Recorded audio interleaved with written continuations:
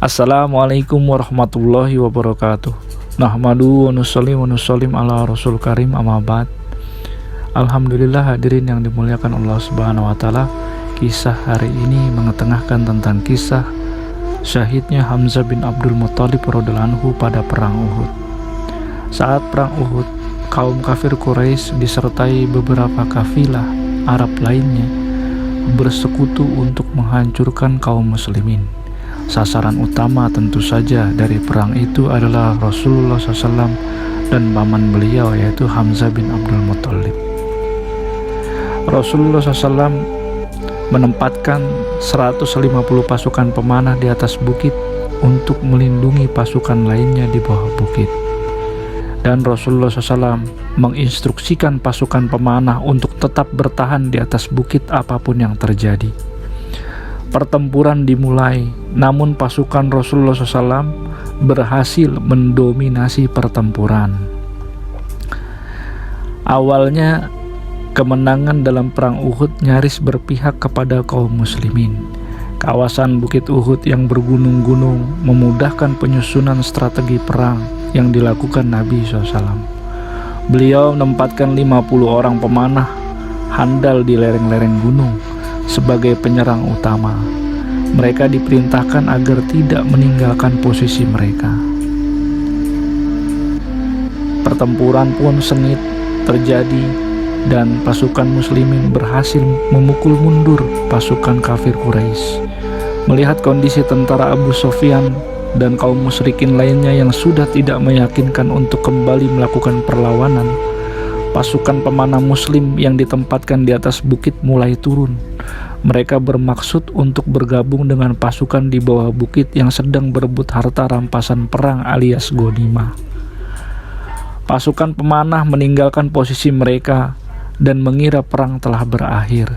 Sementara panglima pasukan berkuda Quraisy, yaitu Khalid bin Walid yang belum masuk Islam, memanfaatkan kesempatan dalam kelengahan tentara Islam itu.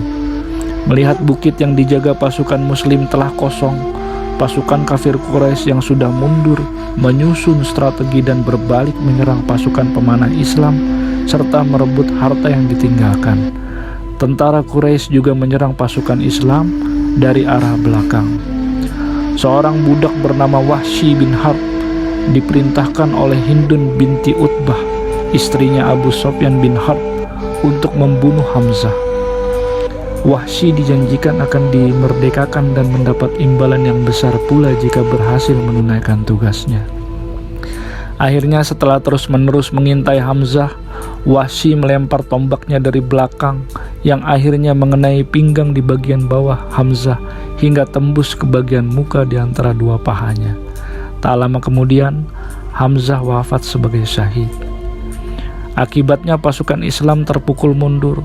Kekalahan pada perang Uhud ini menjadi pelajaran penting bagi kaum muslimin agar senantiasa tunduk dan patuh pada perintah Allah dan Rasul-Nya. Beliau Shallallahu Alaihi Wasallam mendekati jasad Sayyidina Hamzah bin Abdul Muthalib, singa Allah, seraya berkata, "Tak pernah aku menderita sebagaimana yang kurasakan saat ini. Dan tidak ada suasana apapun yang lebih menyakitkan diriku daripada suasana sekarang ini." Beliau sangat marah dan Allah menurunkan firman-Nya pada saat itu di surat An-Nahl ayat 126 yang mahfumnya, "Dan jika kamu memberikan balasan, maka balaslah dengan balasan yang sama dengan siksaan yang ditimpakan kepadamu.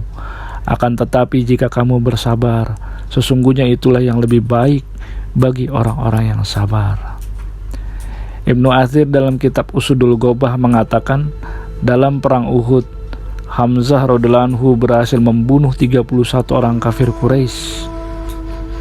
Alhamdulillah, hadirin yang dimuliakan oleh Allah Subhanahu wa taala, telah kita dengar kisah syahidnya Hamzah radhiyallahu anhu di perang Uhud yang menjadi singanya Allah dan panglima para syuhada.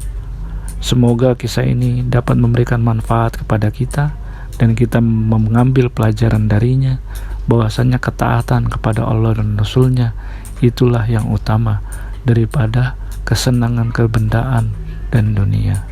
Wabillahi taufik wal hidayah. Assalamualaikum warahmatullahi wabarakatuh.